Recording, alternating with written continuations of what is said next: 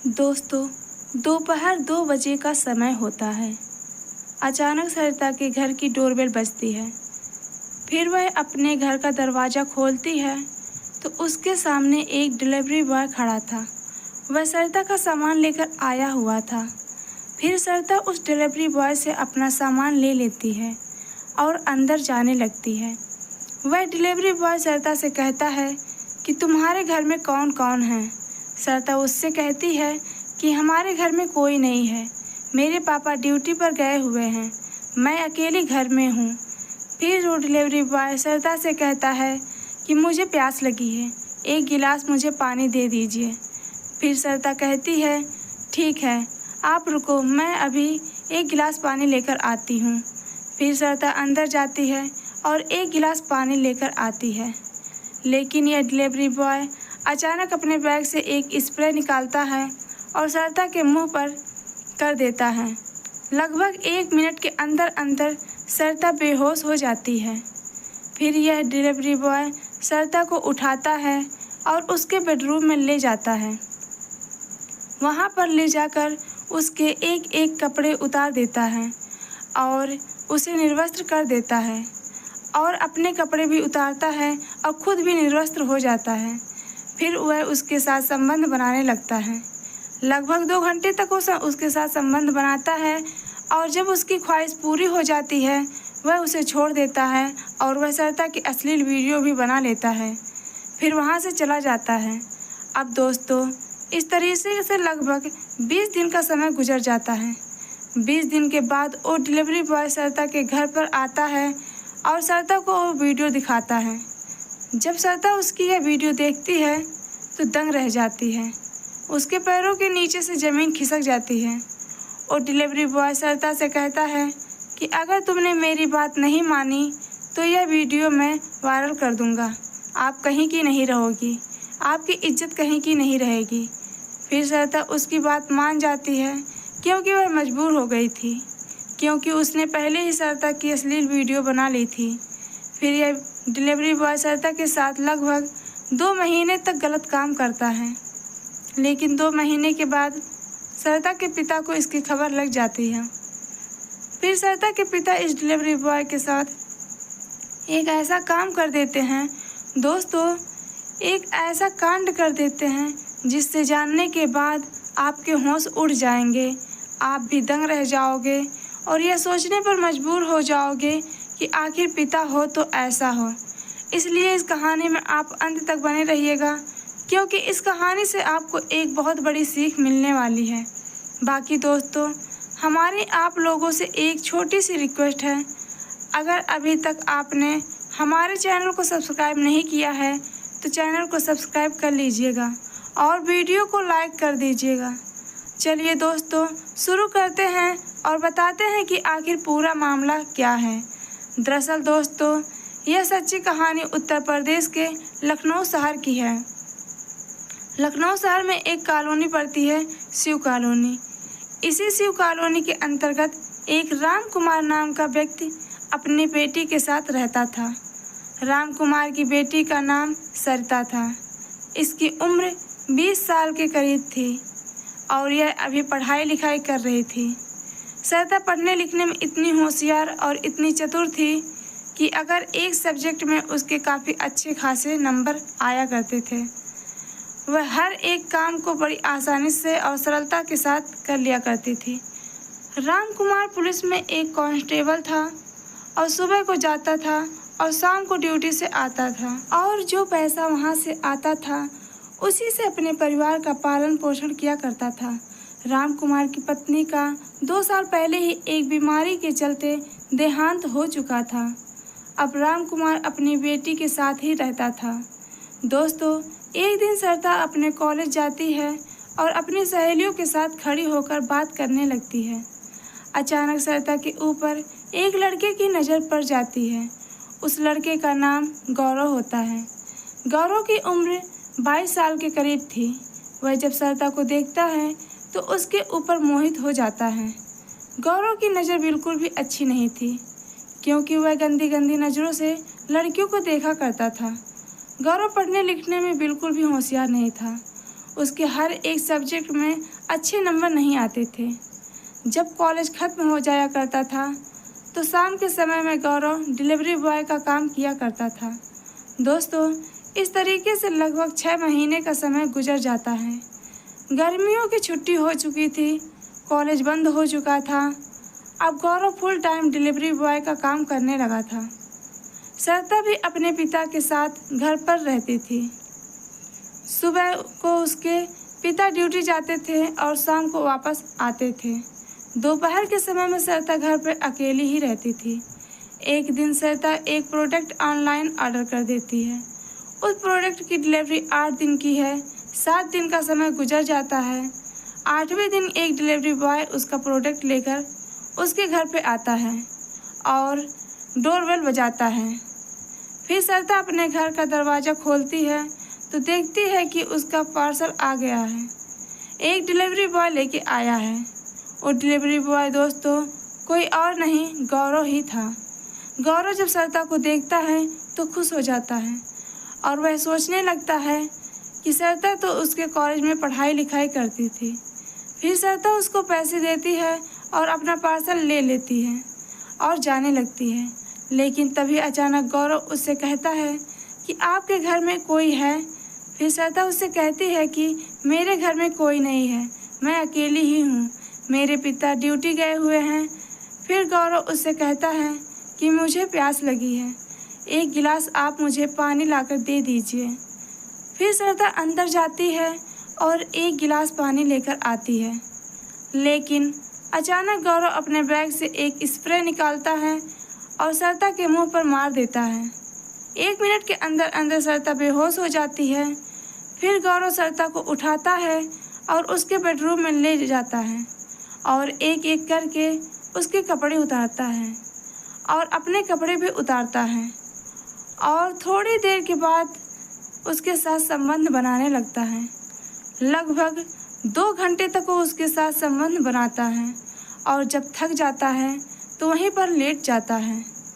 उसने संबंध बनाते समय अपने फ़ोन में सरिता की वीडियो रिकॉर्ड कर ली थी। उसके कुछ फ़ोटो भी ले लिए थे। फिर वह सरिता को छोड़ के वहाँ से चला जाता है। फिर लगभग 2 घंटे के बाद सरिता को होश आ जाता है। वह अपने आप को देखती है, उसके शरीर पर एक भी कपड़ा नहीं था। उसका सिर अकड़ रहा है, उसको अजीब सा महसूस हो रहा है। फिर सरिता समझ जाती है कि उस डिलीवरी बॉय ने ही उसके साथ कुछ गलत किया है। फिर सरिता नहाने के लिए अपने बाथरूम में चली जाती है और नहाती है और अपने कपड़े पहन लेती है। इस तरीके से शाम का समय गुजर जाता है। दोस्तों, शाम के समय उसके पिता राम कुमार घर पर आते हैं और एक जगह मायूस अपनी बेटी को बैठा हुआ देखते हैं। फिर वह अपनी बेटी सरिता से पूछते हैं कि बेटा क्या हुआ, तुम्हारी तबीयत तो ठीक है। फिर सरिता अपने पिता राम कुमार से कहती है कि पापा ऐसी कोई बात नहीं है, बस आप थोड़ा सा सर में दर्द है, बाकी सब कुछ ठीक है। फिर राम कुमार और सरिता खाना खाते हैं और सो जाते हैं। अब दोस्तों 20 दिन का समय गुजर जाता है। गौरव को पता था कि सरिता के पिता सुबह को ड्यूटी जाते हैं और शाम को वापस आते हैं। सरिता दोपहर के समय में घर पर अकेली होती है। तुरंत वो दोपहर के समय सरिता के घर पर पहुंच जाता है और उसके घर की घंटी बजाता है। सरिता अंदर से आती है और अपने घर का दरवाज़ा खोलती है तो सामने देखती है कि वह डिलीवरी बॉय यानी कि गौरव खड़ा हुआ था।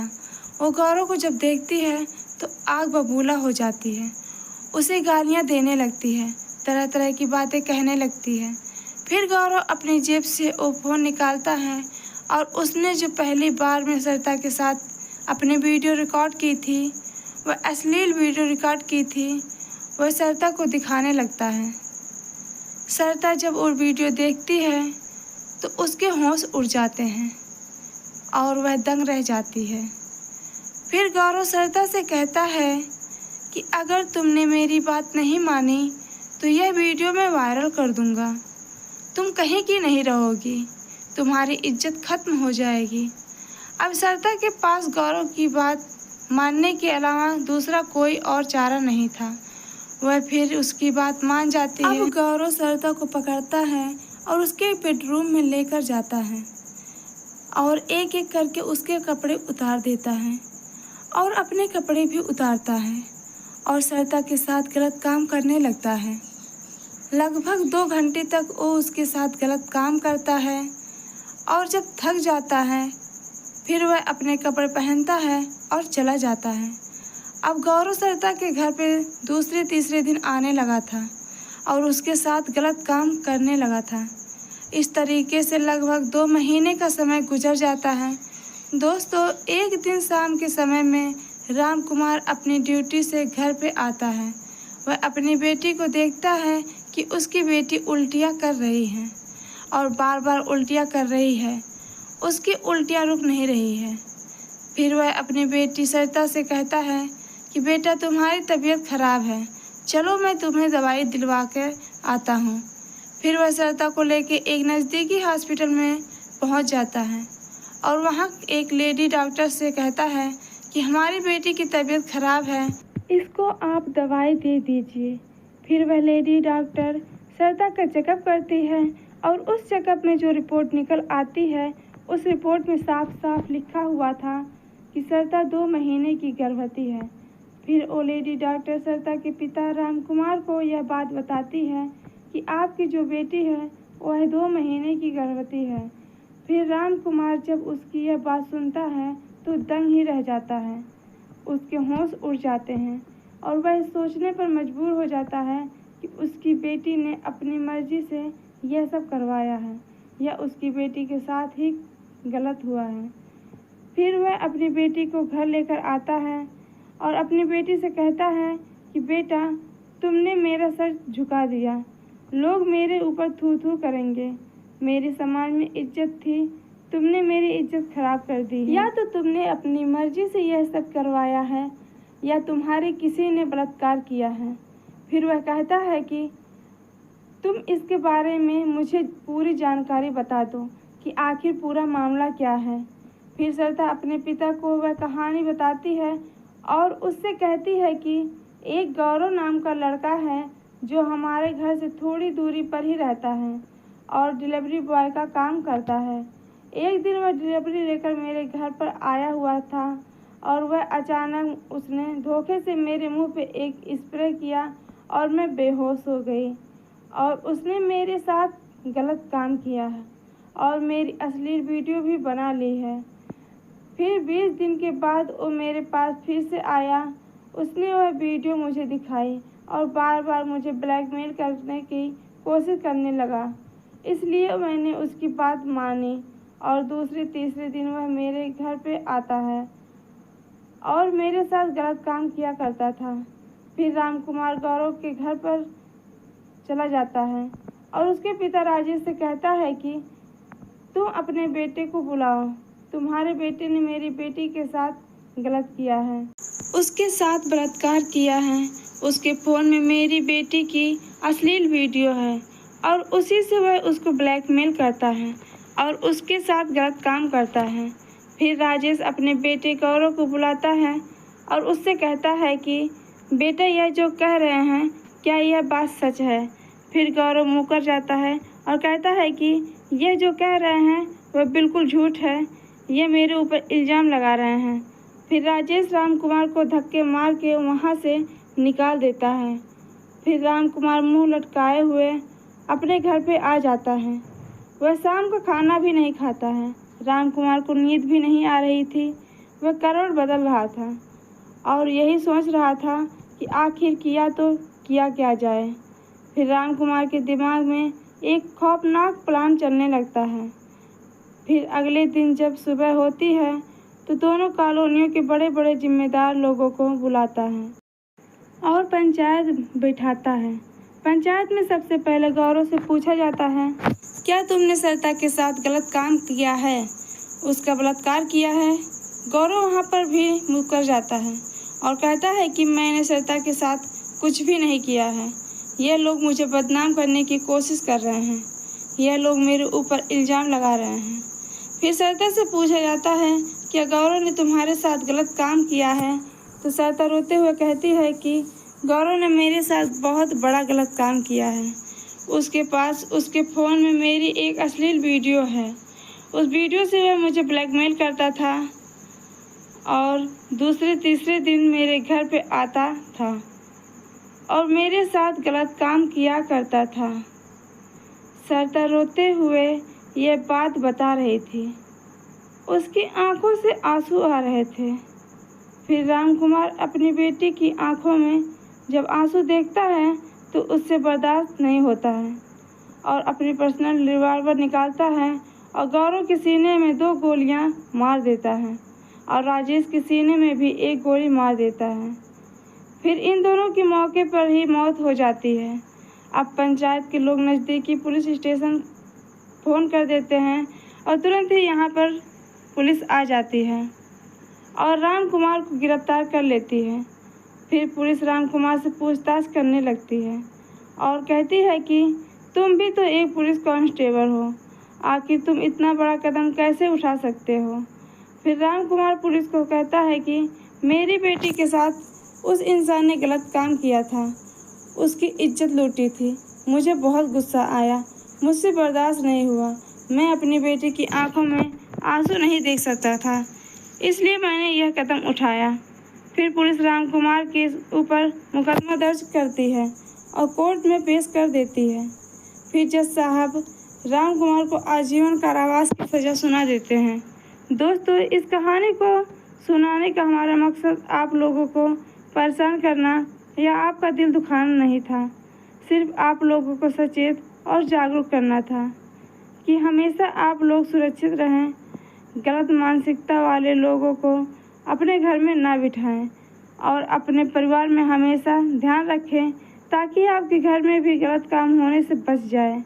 बाकी दोस्तों, इस कहानी से आपको क्या सीख मिलती है, आप हमें कमेंट सेक्शन में बता सकते हैं। आप लोगों से एक छोटी सी रिक्वेस्ट है कि एक विनती है, अगर अभी तक आपने हमारे चैनल को सब्सक्राइब नहीं किया है तो चैनल को सब्सक्राइब कर लीजिएगा और वीडियो को लाइक कर दीजिएगा।